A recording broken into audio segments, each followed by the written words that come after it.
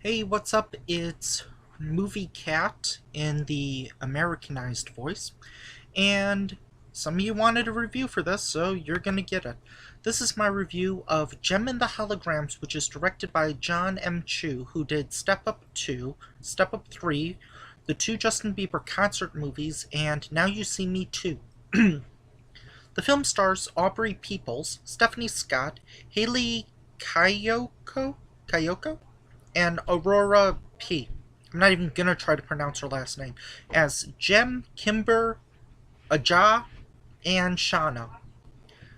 Something that I noticed was that Molly Ringwald, who's in the movie, kinda looks like Julia Roberts in my opinion. There is a section where you kinda get the feeling that it's gonna become like an all-female Scooby-Doo, and those parts I liked way better than Funky Phantom. For a creature that doesn't talk and only reacts, Synergy got a few chuckles out of me. I'm probably gonna get flagged for this, but Juliette Lewis kind of looks like Jason Bateman in drag. We Got Heart was a pretty good song they were singing when they were singing a cappella. There's a pretty funny hobo joke. Jem kinda looks like a teen female David Bowie. There was an odd Dwayne Johnson cameo. We decided to do a drinking game whenever the words Synergy, Outrageous, Gem and the Holograms, the Misfits, or the Stingers were mentioned. We got to about 44 sips of water, and then about the hour 2 minute mark, we just decided to chug it because I said Gem like 14 times.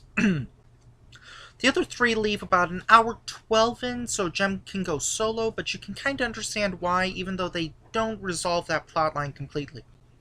The connection between Jem and her sister, in my opinion, was much stronger than in Popstar Never Stop Never Stopping with Andy Samberg and either Jorma or Akiva. When she went solo, someone who I was with, JJ, said she kind of looked like Lady Gaga, and she also had backup singers, which made her look like Sia, in my opinion. There's like 5 montages throughout this movie. There's one section where I'm not going to explain why, but they break in, and that part reminded me a lot of Tammy. There's a conclusion with Synergy, which is really touching and sweet, and someone else who I was with, Kay, cried a lot during it. There's a lot of YouTube clips in this movie, almost scattered in just for fun, from what it seems. But when you've got a Blumhouse film, you know it's gonna be cheap. Also, another one of their tropes is "Oh my gosh" with the shaky cam. I don't even know if this was intended to be a full documentary, but there are scenes where they don't even respond to the person holding the camera, and it's still shaking. It looks like there's one scene where it looks like it's on a table and it's shaking anyway. One big complaint that I have: if the movie wasn't called Gem and the Holograms, I wouldn't have known that the rest of the band was the Holograms. Some people have said it's a terrible, horrible movie. It's not the best film I've ever seen, but it's not the worst film I've ever seen.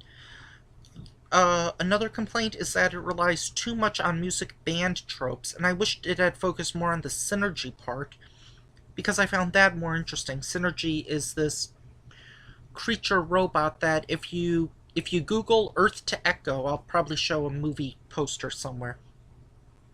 It kind of looks like that, however it has wheels, so it kind of looks like that mixed with Wall-E.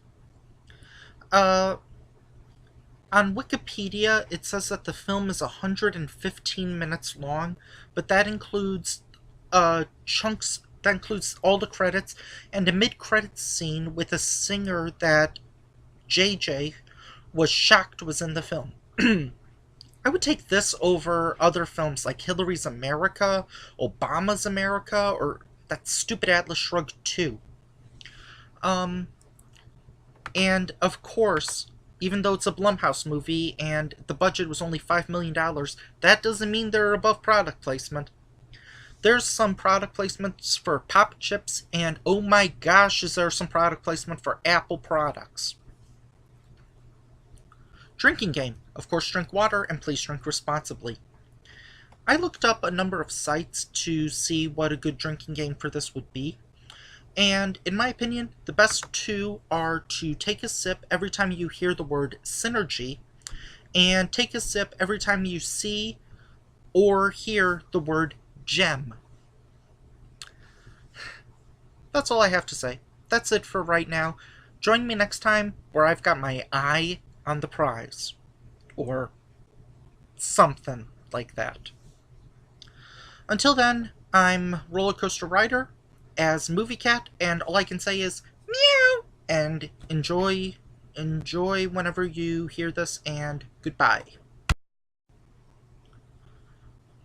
It's not the As I said, it's not the worst film I've ever seen, and if I were to give it a rating, blatantly ripping off Double Toasted slash Spill.com, I would say, don't go into this knowing anything about the movie. Don't, well, you've already, never mind, I guess.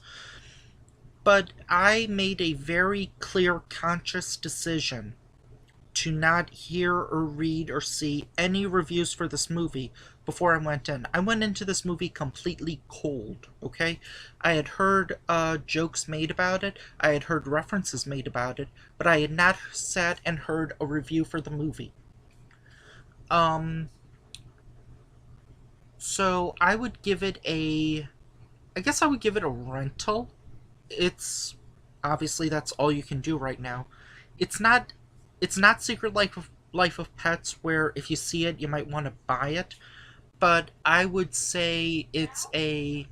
I would say it's a good checkout. I wouldn't pay like 8 or 9 bucks to check it out, or whatever. If it's free on Netflix, go check it out. If it's at Redbox for $1, okay.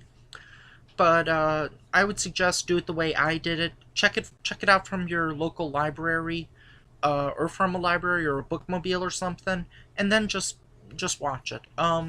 Also, if you do the drinking game, again, water, drink responsibly.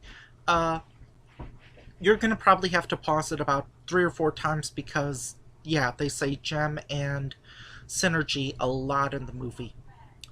Anyway, uh, I actually wouldn't recommend seeing the mid-credit scene because, spoiler alert, it sets up a proposed sequel for something called for a group called the Misfits. After Juliette Lewis, kind of the tables have turned. Let me just put it that way.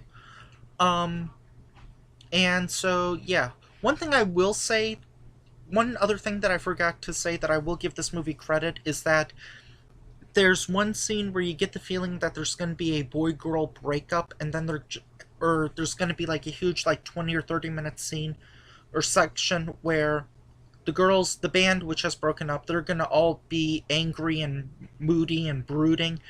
That lasts about maybe 5 minutes, and there's no breakup between the male interest and the between the male love interest and the female love interest. So I will give it perks for that, in that it doesn't just drag it out. And there's really overall like no real internal jealousy. And if well, except for the breaking up part, but they resolve it. Anyway, that's my rating.